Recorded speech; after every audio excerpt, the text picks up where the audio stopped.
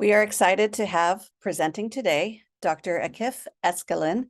Dr. Eskalen is a professor in cooperative extension in the plant pathology department at UC Davis. Research in his lab focuses on the identification, biology, epidemiology, and management of fungal pathogens on grapevines, tree fruits, and small fruits in California. His recent work established a linkage between agricultural and native tree pathogens in natural ecosystems. Dr. Eskalen has won awards by the International Society of Arboriculture for his outstanding educational material within the California Master Gardener Handbook in 2015. Among this and many other accomplishments, he served as the president of the American Phytopathological Society Pacific Division in 2020. We are honored to have you join us today, Dr. Eskalen, and you may now share your slides and begin. Thank you, Carrie, for the introduction. That was awesome. I appreciate it. And I also would like to thank you for invitation to giving me this opportunity to talk about the common fruit tree diseases and their management. And so this is the outline of my talk today. I'm going to give you a little bit an introduction about my research program and also general common plant pathology information, and then give you a little bit more information about the peach leaf curl disease, including fire blight, leaf blotch, and fruit spot on apple, which is the kind of research that my lab has been running. Apple branch canker. This is another project that we are running currently. Persimmon branch canker.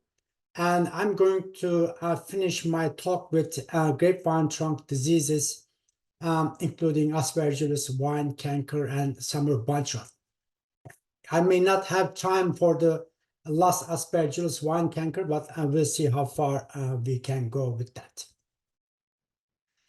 Just to give you an introduction about how we identify the new diseases in California for the commodities that we are serving as UC Cooperative Extension, and then from that on, how we process start working on research program to get to do eventually how to control those diseases. So what we do in our laboratory is that most of our research is applied research, and then I am responsible for the vine, tree fruit, and other tree diseases in California. So when we receive the diagnostic plant samples through the UC Cooperative Extension advisors, what we do is that we make isolation from the symptomatic tissues to identify what the causal agent is. So most of the time, we are able to identify those pathogens based on their morphology.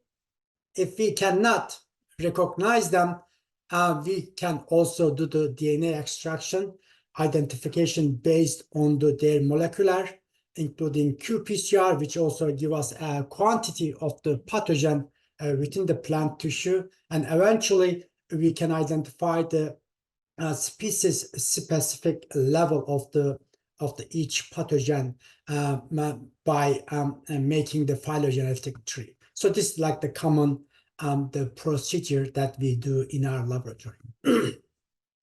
As another part of the applied research in my lab, we are also doing the field trial to evaluate the current fungicide and biologicals to control the powdery mildew of grapevine, which if I have time, I will be talking about this one as well as a grape bunch rot or sour rot of the fungicide efficacy trials as well.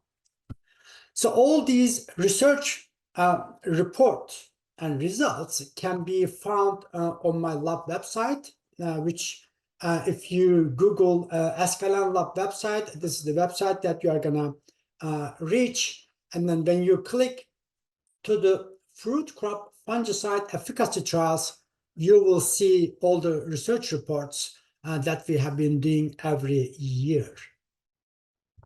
So these are the research reports that you are going to have, and you will also see the pictures of each treatment with the results in each trial when you click those pictures as well. Anyway, at the beginning of my talk, I just wanted to show you where you can find some of those research reports, and also as well as some of the publications, including peer review and also handouts for the growers, that you can find all those information from my lab website. Before I get into my talk, I would like to give you a little bit background information about the plant pathology. I'm sure some of you may have seen this disease triangle, but I just want to go through one more time.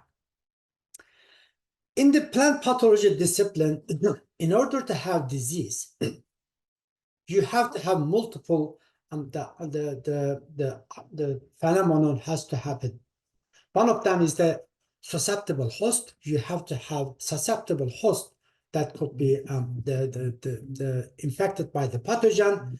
You have to have the pathogen, and also you have to have suitable environmental condition in order to have the disease in the plants.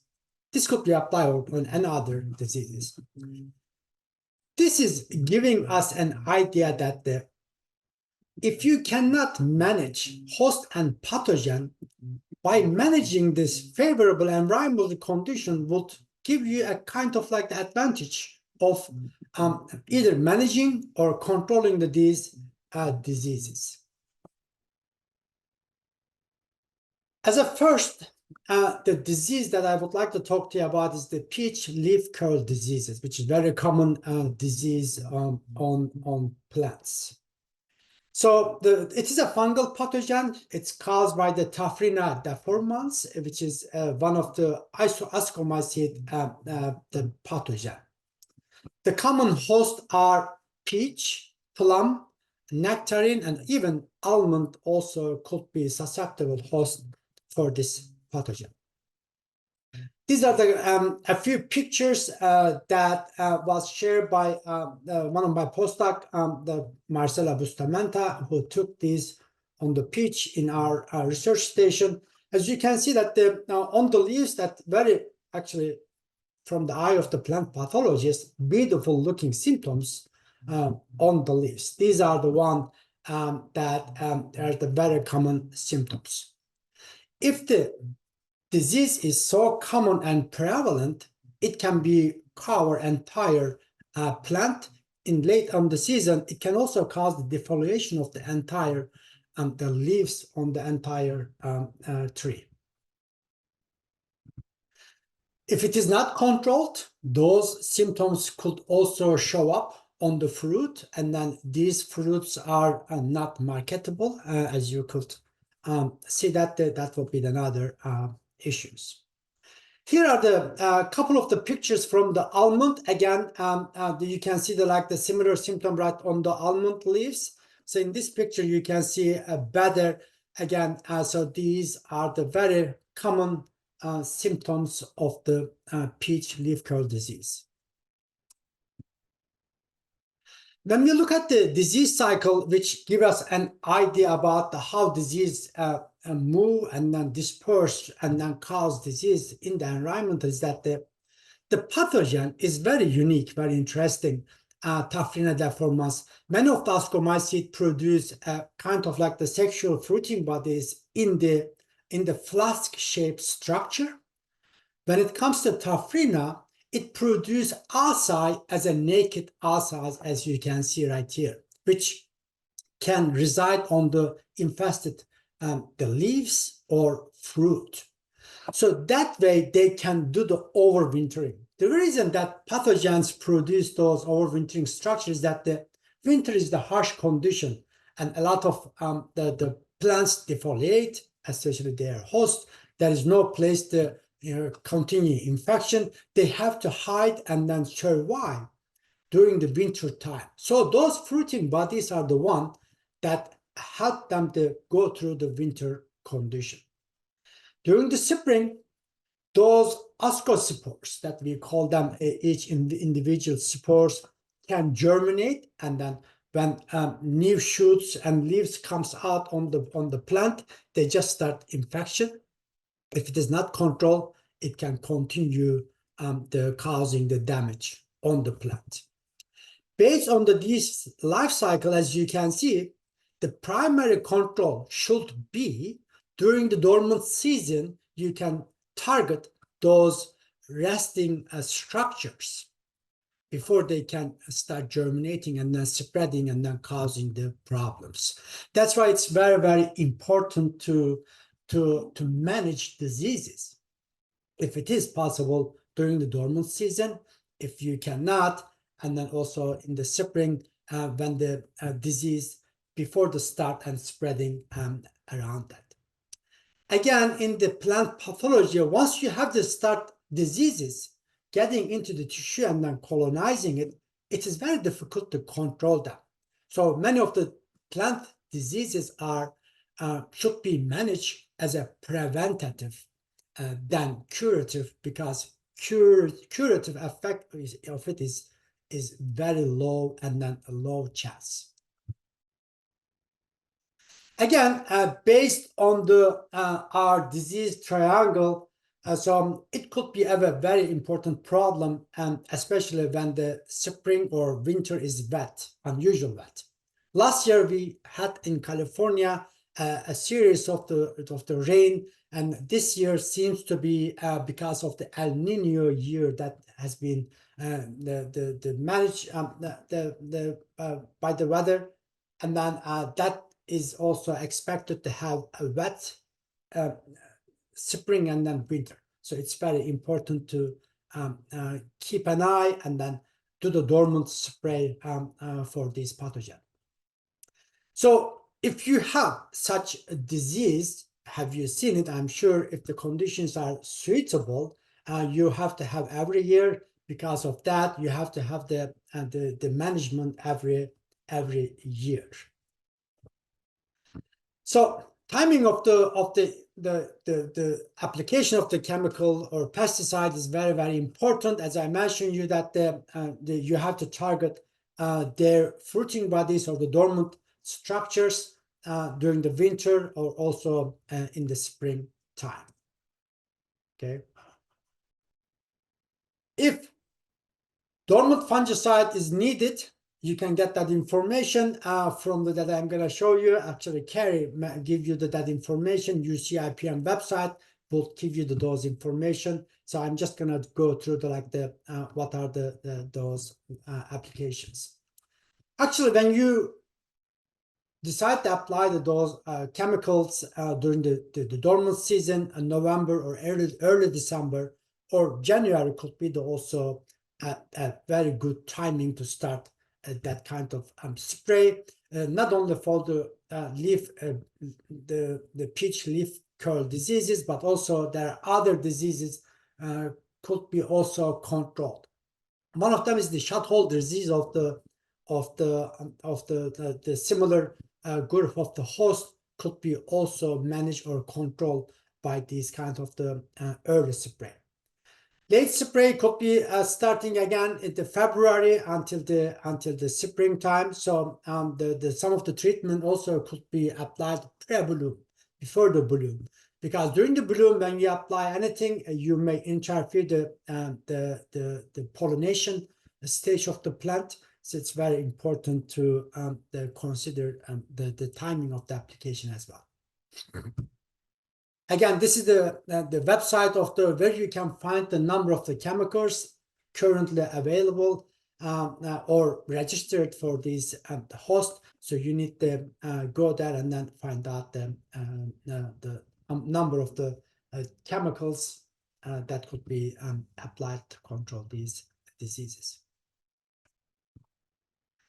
Fire blight is another common disease that also need to be keep an eye and also do the treatments starting from the early season to the late season, which is caused by the bacterial pathogen, which is known as Erwinia amyloivora.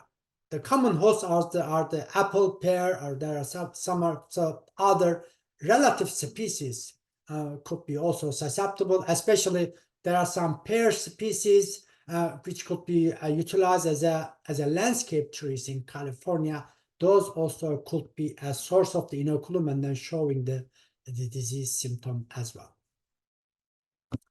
So again, one of the common symptoms are as you can see, that the shoot dieback that can turn into the black color. That's where the name fire blight come from, look like the fire damage. And then if it is not controlled, that turn into the shoot dieback. Sometimes that can get into the phloem tissue and then cause this kind of brown and black structure. And eventually, that could also cause a branch dieback when the disease advances too much. So it usually moves around the phloem tissue of the plant, and then that's where the infection can start colonizing on the plant. So these are the symptoms on a pear, an early symptom of the fruiting, that when the disease is not controlled, you can lose those fruits. This is another late infection. You can also see the come of the oozing coming, which probably contains a lot of bacterial, the tissues, bacterial, the cells that could also be infecting around. Imagine when you leave these infected plant material, either some of them hanging on the tree or on the ground, could be the source of the inoculum for the springtime for your new the trees to infect it. That's very important to have the sanitation of these infected tissue, not only for the fire blight, but also other fungal diseases. Again, when we look at the life cycle of the fire blight, this is during the winter, it can survive on the infected tissues, fruits, plant parts. During the spring, it could be contaminated by either rain splash or water, excessive water, or sometimes the insect could be unintentionally distributing these pathogens around. Once they get into the plant tissue, that's their host, they continue colonizing and then moving and then getting into the primary branches or secondary branches to cause the branch dieback. Again, the sanitation of these plants materials is very important, and also application of the chemicals are necessary during the wet or suitable years. So I want to start with the cultural practices. I mentioned you that the removal of those infected tissues or plant materials and then remove them away from the orchard is critical. That will help you to reduce the use of the chemical. And also, when you are making dormant pruning, some of those pruning the materials, pruning tools, could be also the contaminated by these pathogens and then move around. So that's also important to use the sterilization of those the pruning wound, the either protection or also pruning tools. It could be either the 1/10 of the bleach. It could be Lysol. It could be isopropanol. And then some of those could also be found. So if you are interested in knowing more, you can find the handout in my lab website. So please visit that site and then get an idea what else you can apply to sterilize your pruning tools. There are a lot of biological control, especially there are some antagonistic microorganisms could antagonize the Erwinia amylivora that's available. And then there are a lot of the chemicals also available, especially copper-based products could be working very well. Again, I'm not gonna give you the name of those chemicals, but all these information could be also found at UC IPM UCNR EDU website, not only for this, but also the rest of the other fruit tree diseases as well. So this is another disease of apple that my lab has been working, which is known as a leaf blotch and fruit spot diseases. We identified this disease a couple years ago in Lodi area. So these are the common symptoms on leaves. As you can see, it's causing the blotching, and these are the fruit symptoms. When we did the artificial inoculation on the leaf, as you can see, these are the pathogens, which is the number of the Alternaria species. Again, during the wet year, we have been seeing that certain number of the pathogens are thriving because of the conditions are so good. Usually, Alternaria is not a big problem on apple in California, except those suitable rainy years. Again, these are some of the information that we have identified and published in our first report recently. So these are the phylogenetic identification of those species. We have multiple Alternaria species, as well as some of the other fungal species that we haven't put that out yet. This project is still continuing. I'm not able to give you how to control them yet. So maybe when we continue to identify those control measures, I would be happy to share in our lab website as well. Another common disease of the apple is that the branch dieback and canker diseases. So these are the very common diseases of them. These are the symptoms. As you can see, this is like the big limb pruned. These are some of the canker disease. When you peel those cankers, you can see the fungal pathogen moving up and down on the woody tissues. These are the cross section of those roots that you can see. It can get into not only the phloem, but also in the xylem and also a heart root of the plant. Here are a couple of other species. Actually, this is the pear, similar pathogen, also showing the similar symptom. This is like one of the old pruning. Again, they're getting into this. So this is also giving us an idea that these pathogens could be colonizing the plant tissue through the pruning wounds. Here are a few other symptoms of these diseases. When pathogen find the opportunity to get into the main trunk, it can also cause bigger problems. Some of these the problems could also start by the sunburn, which also make an opening for those pathogens to get in.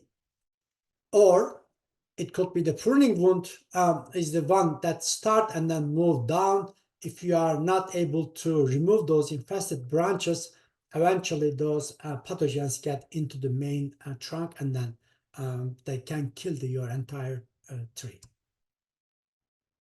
Again, many of these the pathogens produce overwintering structures. Here that you can see pycnidium, which is one of the asexual reproduction of those canker pathogens. These are the conidia. This is how it looks on the infected tissue of the plant. So this is like the relatively new project. So far, we have identified multiple different locations these pathogens. And then actually I have a graduate student right now working on not only apple canker, but also pear canker diseases as well. And then again, we don't have the management strategies yet. We are in the middle of those research projects. Again, as soon as we have those the research results, we will be sharing those in our lab website as well.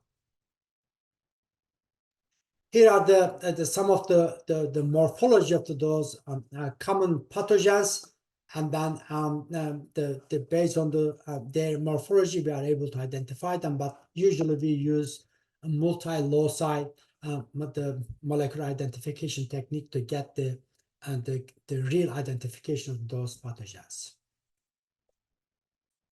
So again, it's a part of our research that we were able to identify a number of the pathogens. Diplodia seems to be most prevalent one. Eutypalata, which is very common, the trunk disease as well, not only for apple, pear, or woody plant, but also grapevine as well, which I'm going to give you a little bit more information as well. Diaporti, Cytospora, and Phycronomium and Calmusia. Those are the common pathogens as well. Again, so this is giving you an idea about which pathogen is more prevalent, and then there are other pathogens could contaminate and then colonize your tissue as well. Again, as I mentioned you earlier, this is one of the phylogenetic tree to identify the species, the level of those pathogens. Now here's another Diplodia. In here, I just want to mention that the Diplodia bulgarica is one of the new species that we just identified, and then actually published a first report about it. Again, you can get that information in our lab website as well. Right now, we are doing a broader research to see if we can protect the pruning wounds against these the common canker pathogens. When we identify these any pathogens on the plant, we always perform a pathogenicity test, which is a test that you have to put those isolates or fungi or bacteria, whatever you isolate, on the healthy tissues to see they are also able to cause a similar symptom that you see, because there are a lot of fungal and bacterial saprophytic organisms that you could isolate as a secondary from your infected tissues, and then that without the pathogenicity test, that may give you a false identification of whether they are pathogen or not. So we always perform the pathogenicity test to show us if they are pathogenic. So this is the one of the pathogenicity test results that I'm showing you. So when we inoculate them in the healthy tissues, this is negative control that you can see the natural kind of like the discoloration without the pathogen. So each one of those are infected by the different fungal pathogens that we isolated from those apple cankers. You can see by judging by the length of this discoloration, some of them, especially Diplodia multila and Seriata, are so aggressive. You can see how far they can go in the tissues and then colonize and then kill. So this is also giving you an idea that which pathogen is less or more aggressive, and then which one should be your priority to manage or control and keep an eye on that. So this is the one of the recovery, the necrotic lesion of each pathogen. Again, this is the measurement. So each letter shows the statistical the differences between these each bars. Again, multila and Seriata seems to be the one that caused the most lesion on the pathogenicity test. So when we are also characterizing the morphology of those species, we also look for the colony growth in different temperatures. In here, when we try to grow those pure cultures in different temperatures from 0 to 40, as you can see, most of those fungal pathogens, they like any temperature starting from the 5 until the 30, 35 sometime, it can move there. It also shows us whether they like the warmer temperature or not, which is the very common the weather in California during the summer. So some of these pathogens could be triggered by those the heat spell that we have been having because of the climate change in California for a number of the years. So this is the first report that we published recently, and then this could be also found online or from our lab website as well. Here's another the fungal pathogen, which is also causing a branch canker or persimmon. So persimmon is another commodity in California. It's actually a very small the commodity that has been growing and then producing a lot of Asian persimmon. In California, they have been also having some branch dieback or also canker, as you can see, similar to the one that I showed you on apple.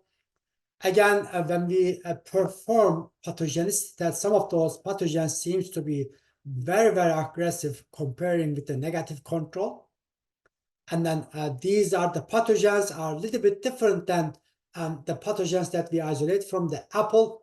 They are mostly diaporti, which is used to be known as Pomopsis, a group of the pathogen, and then those are the one that is causing problems.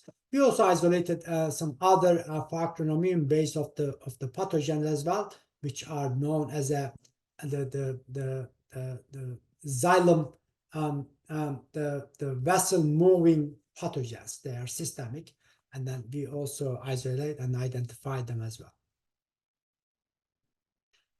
So in this part of my talk, I'm going to give you a little bit more information about the grapevine trunk diseases, which it is similar. And then if you are working on the grapevine, so this is the perfect time to protect your grapevine from these canker or trunk disease that I'm going to talk to you about it. Again, until now, I give you like the number of the disease, mostly canker pathogens, which also known as the wood pathogens as well. Similar wood pathogens cause problem on grapevine as well. From those grapevine trunk diseases, they are also known as young vine decline, ASCA, Eutypa dieback, Botryopspheriac canker, or Pomopsis dieback. Okay, so some of those diseases, which are young vine decline and ASCA, known as the vascular diseases. So that means that once they colonize the tissue, they can move into the tissue up and down. Because of that, pathogen is inside of the tissue. Once the plant is infested, it's very difficult to control it. Because of that, again, the preventative measurement is going to be the key to protect your plant from these pathogens. When it comes to Eutypa dieback, bud canker, or Pomopsis dieback, they are known as canker diseases, which means that once they colonize or infect your tissue, they kill your voided tissue that causes the dead arm, as you can see here. And in the tissue, you can see the canker, which is the similar canker that I showed you on the apple as well. For this disease, again, there is no curative possibility, because when the tissue is dead, it is dead. You can either prevent or make a way to stop the disease moving. Again, and currently we don't have systemic pesticide to manage these diseases, so I'm going to show you how to prevent them as well.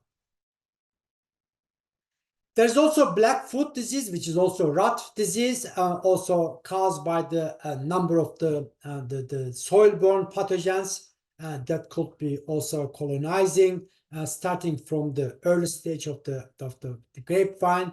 It could cause these kind of the root rot in the plant. Some of them are ascomycete diseases, pathogens.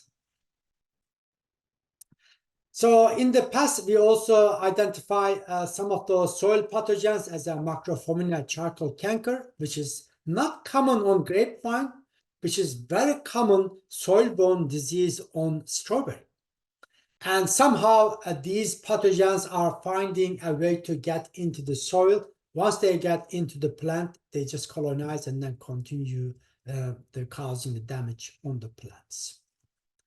In the past, we also identified a number of the Fusarium species that is also be contaminated on the graft union of the plant at the nursery level. We identified a number of the Fusarium species, and now we are working on how you can manage, control, prevent those diseases in nursery level, so that you can they can provide a clean plant material for the customers.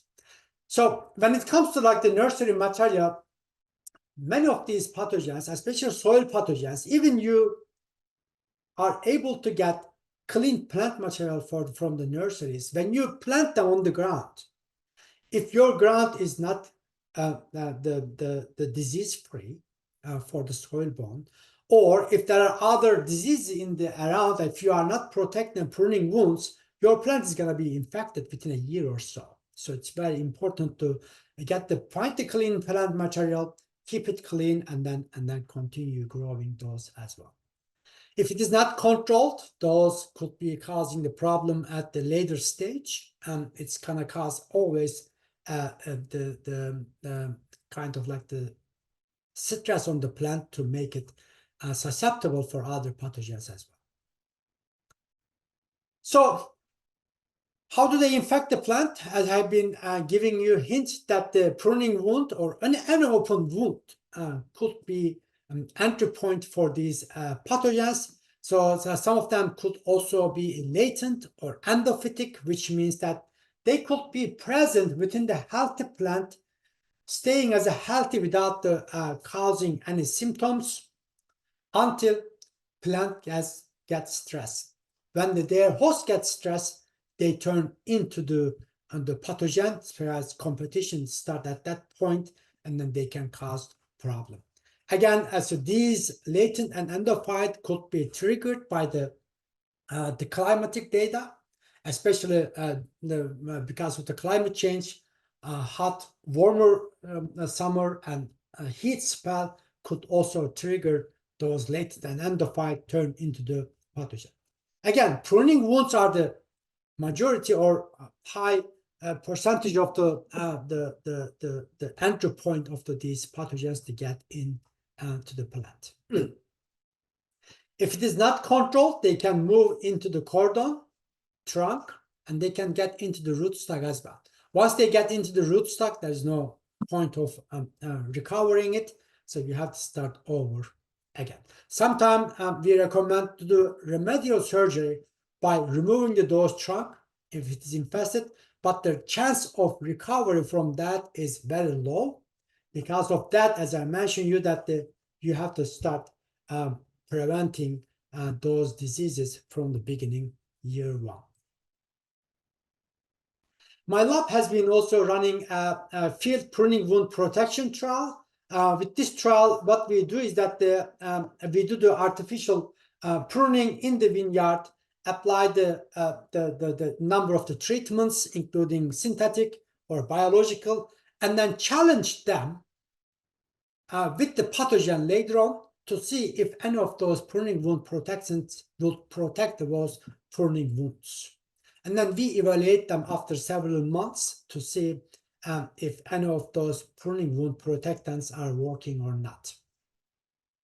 So last number of the years, we have been trying different, not only synthetic, but also some the biologicals or biofungicide, I would say. And then some of them seems to be working very well, that I'm going to share you some of those information as well. Okay. Here's the one of the research results from 2022. As you can see that this is the mean infection by one of the aggressive pathogen, which is Pneumococcus aureus. And each ladder show you the significance differences among them. If the ladders are similar or same, there's no significant differences. To me, any of these products shows the good efficacy of protecting the pruning wounds. As it goes right here, it goes. As I mentioned you that there is no silver bullet, there's still a number of the infection, even though we put a lot of inoculum on the pruning wound to challenge them, but still there are some the infection going on. Based on these, you can see there are some number of the synthetic pesticide, as well as some the plant-based or also biological fungicide are working very well. So from the old number of the year research for the pruning wound protection, these are the summary take-home message that you can have.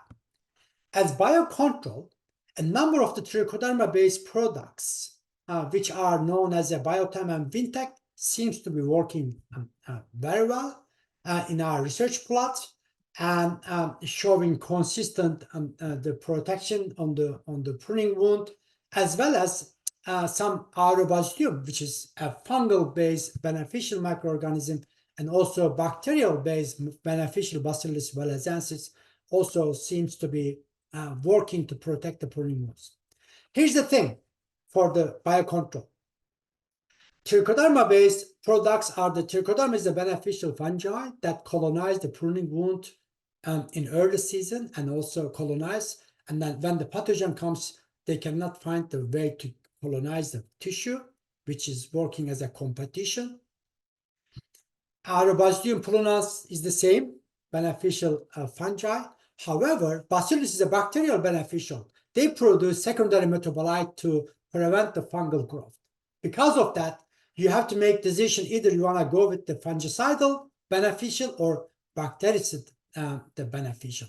You cannot apply both of them because they are gonna to compete each other. So that's the one of the things that I would like to share with you. There are plant extract outside. One of them is the thyme oil. It seems to be working. We have done a good result from the 1-year results. There are also like the known synthetic fungicide, Topsin M, which is the very well known pesticide, Luna Sensation, Ascendo and Rhyme and Parade. When you apply these on the pruning wound directly, they seem to be protecting pruning wounds as well. Our point was that that we wanted to try the dose biocontrol to see if we can protect those pruning wounds longer period during the winter time. And we also know that some of those pruning wounds could be susceptible multiple weeks or multiple months in outside. Because of that, when you do the dormant pruning, when you apply the synthetic chemicals, they may not be as effective as biocontrols because their protection time could be limited. Either, I haven't measured, but it could be either 2 weeks or maybe a little bit longer. We haven't measured that. However, when you go with the biologicals, if the conditions are good, they can colonize the pruning wound and then they can be staying on the pruning wound in a longer period. In our experiment, we were able to recover those beneficials after 4 months application. Some of my colleagues from other part of the world who has been doing the similar research has also found those trichoderma-based products could be recovered after 8 months. So that's like the kind of giving you for other information. Again, keep in your mind that the synthetic chemicals work like a charm, control, manage, and everything, but the timing could be the issue. Biologicals goes with the slow, sustainable, and long-term prevention. Again, I'm giving you all these options. It is you to make decision which product to go with that. There are other sealant, which is the Vitaseal, which has been tried a number of the years.